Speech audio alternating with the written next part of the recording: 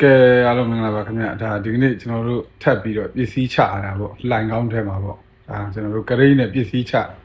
ပြီးတော့ကျွန်တော်တို့ကဒီမနေ့စောစောစီးစီးပေါ့အလုံးမဝင်ခင်ပစ္စည်းတွေချရတာအစင်သေးလောက်ရတာပေါ့ဒါဆိုအခုကျွန်တော်ဆိုကရိန်းမောင်းနေတာပေါ့အပေါ်ကလက်မှုနဲ့အောက်မှာလည်းလက်မှုတစ်ခုနဲ့ဒါအခုကျွန်တော်ဆိုလက်မှုကင်ထားတာဒီဟာကကျတော့ကျွန်တော်ပစ္စည်းကိုချပြီးတော့သူကပါလာတဲ့ကျိုးနဲ့ပစ္စည်းနဲ့အတူတူချထားတော့အောက်မှာတိတ်တမခံထားတော့သူကျိုးကဆွဲလို့မလွယ်တော့သူကဖြည်းဖြည်းချင်းဆွဲရတယ်တခါတည်းဆွဲလိုက်ပြုံးကနေဆွဲလိုက်သူကလူတွေရိုက်မိမှာတော့အဲကျိုးရိုင်းသွားတာတို့ဘာလို့ဖြစ်တတ်တယ်လी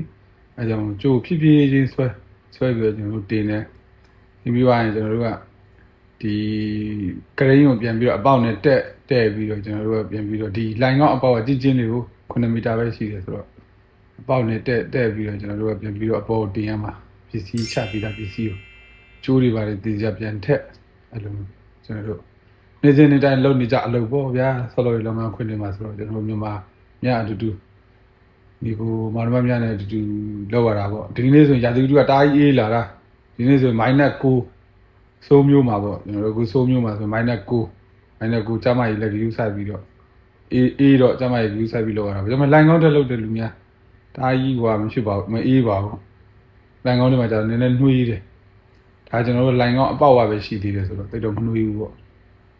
ကျွန်တော်တို့ကပစ္စည်းတွေပါတင်ကျိုးတွေပါသူကြာခောက်ပြီးတော့ကျွန်တော်တို့ကအဲ့တဲ့ပစ္စည်းကိုထည့်ပေးရမှာပေါ့ကျိုးထည့်ပြီးသွားရင်ကျွန်တော်တို့က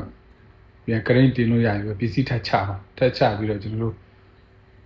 ပစ္စည်းကိုပြန်ပြီးတော့နေရာတကြားထားပြီးမှကျွန်တော်တို့